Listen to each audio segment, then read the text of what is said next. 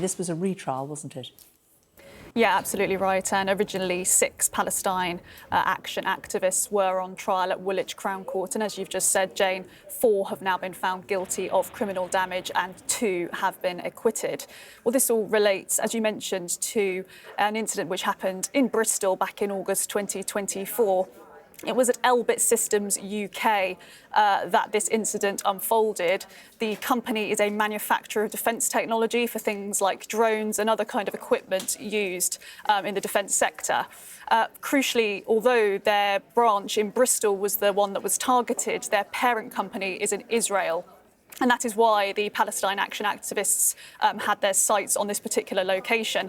We can see in footage the way in which this unfolded. Essentially, the group of protesters raided the site by driving a prison van through the perimeter fence, so smashing it down. And they then split up into 2 teams, the court heard. One team was charged with distracting and keeping the security guards who were there to protect the building occupied, while the others then continued in the van to smash their way right into the building, into the heart of the operation. We know that they threw grenades, flares and fireworks at the security guards. And we can see in fairly shaky body cam footage filmed by one of the security guards the way in which they were set upon by the group. We know that once the other group of protesters were inside the building, they used crowbars and sledgehammers to destroy as much property as they could.